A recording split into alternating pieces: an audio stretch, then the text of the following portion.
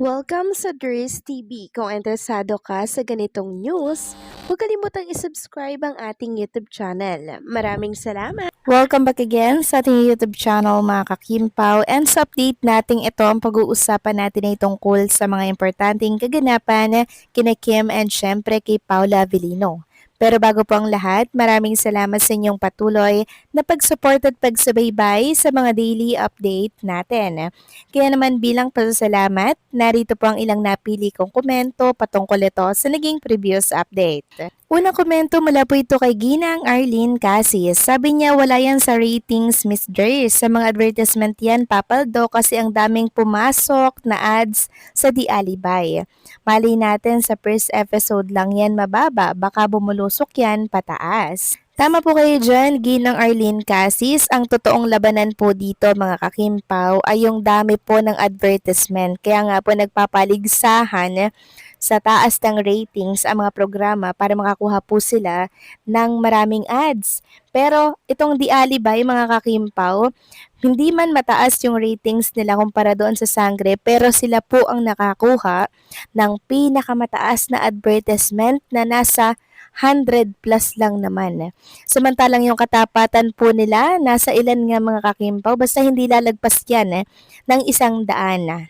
Kaya sa kanila ang ratings, sa atin naman ang paldong advertisement para yan sa The Alibay. Kaya tayo ang panalo, nasa atin pa rin ang huling halakhak, 'di ba? Kaya suporta lang tayo ng suporta mga kakimpaw. Kung 5 TV ang meron kayo sa isang bahay, open niya yan lahat para pumaldo naman tayo din sa ratings. And yes, tama po kayo dyan, baka mababa lang yan sa ngayon, 'di ba? Kasi syempre, kakasimula pa lang, pag pangalawang araw, pangatlo, syempre mas tataas yan dahil aabangan talaga yan ng mga televiewers and syempre mga online viewers. Kaya huwag kayong mangamba mga kakimpaw. Atin ang advertisement, sa kanila ang ratings o saan sila dyan. Syempre dito tayo sa advertisement. Nakikita po ng malaki ang management ni Kim and Paulo. So maraming salamat sa komento, Ginang Arlene Casis. God bless po sa inyo and mabuhay kayo. Next comment naman mula po kay Ginang Vivian Karaig. Sabi niya, there's thanks. Kim Pao, their best, their time. Natalo ng Kim Pao yung kay Coco na first day din. Hope everyone laging trending winner. Buo na, full ilalabas lahat ng trending ng The Alibay. Sobrang ganda talaga ng cinematography. Galing talaga compare sa iba. Ganda. Bashers, tigilan nyo na. Wala naman ang Kim Pao. Work pa more sila Saang platform pinanood ng netizen? The Truth? Baka maiba ang ending nito. Yes, possible na maiba talaga ang ending nito mga ka-Kim Pao. Dahil syempre ang dami pong cut nito sa Prime Video PH. So nung nilatag na dito po sa Free TV, meron pong mga idinagdag sa bawat episode na hindi po natin nakita doon sa Prime Video. Kaya sana tutukan po natin ito hanggang sa dulo.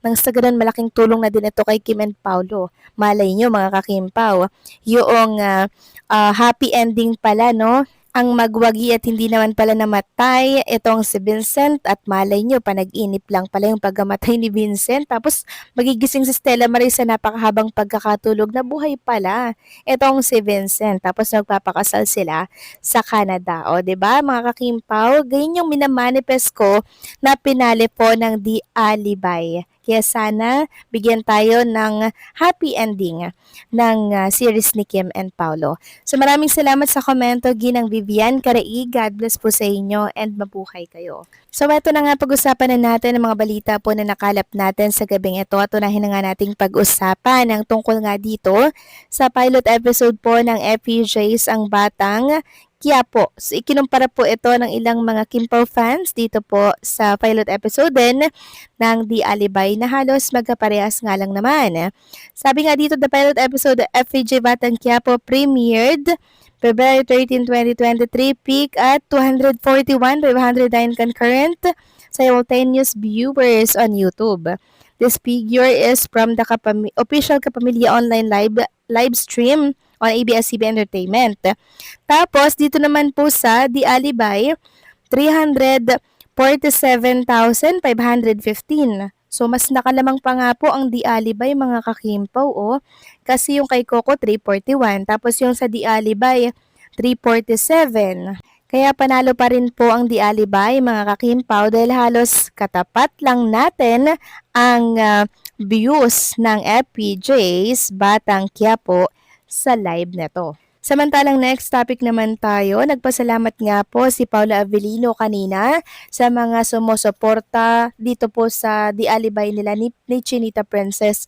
Sabi po ni Paulo, maraming salamat sa mga nanood ng Di Alibay kagabi. Malapit na daw po tayo sa exciting part. So nirepost niya yung post ng Dreamscape. Sabi nga po dito mga kakimpaw, isang desisyon ang magbabago daw sa lahat at handa na daw ba tayo? So yun yung aabangan po natin. Ilang minuto na lang mga kakimpaw. And I'm sure handang-handa na naman ang mga Kimpaw fans sa kanilang mga telebisyon para sumuporta at manood ng Di Alibay ni Kim and Di Paulo. Samantalang next topic naman, pag-usapan natin mga kakimpaw ang tungkol naman dito sa picture ni Kim and Paulo Avellino na kumakalat ngayon sa mundo po ng Facebook. So siguro edited lang to mga kakimpaw no, pero nakaka-happy lang na meron tayong mga nakikitang ganito dahil hindi natin nakikita si Kim and Paula Avellino Sobra silang nagpapamiss, tapos magpo-post lang sila ng video, tapos promotional lang sa Di Alibay at sa mga upcoming project nila. So nakakasad, nakakamiss na talagang hindi natin sila nakikita magkasama. Pero itong mga nakikita natin po ng mga edited picture na AI sa mundo ng social media, na para bang yung pananabik po natin kay Kim and Paula Avellino ay pansamantala po nating naiibsan dahil po sa mga picture na katulad nito. Ito po ay pinost ng isa sa account dito po sa Facebook. Sabi nga dito, spotted Paula Avellino and Kim Chiu holding hands while walking in London. Nako, sana nga mga kakimpaw, may mga lumabas na picture na katulad nito. Yung real ayoko nang edited nang sa ganun malaking sampal na to sa mga bashers. For sure magbabayulit na naman sila dyan sa oras na makita nila mga kakimpaw ang totoong picture ni Kim and Paulo na magkasamang nagbabakasyon, namamasyal sa ibang bansa. Kasi sobrang tahimik talaga nila ngayon mga kakimpaw. Nakakapanibago no? Ilang araw na silang ganyan. Di naman ganyan si Chinita Princess Every time na nasa ibang bansa yan, todo update yan kung nasaan siya. Pero ngayon mga kakimpaw, talagang hindi siya nag-share ng location niya, kung ano pong ginagawa niya, kung nagte-training na ba siya. Parang parang nanguhula tayo mga kakimpaw, no? Ang hirap ng very private lang. Parang nanguhula tayo ng mga ganap, 'di ba? Nananabik tayo, makita silang dalawa, pero sana mga kakimpaw lumabas at magparamdam naman sila diyan, mag-share sila ng picture nila and kung nasaan sila. Yun lang yung request natin. So paano mga kakimpaw, hanggang dito na lamang po ang update natin. Maraming salamat sa patuloy na pagsuporta.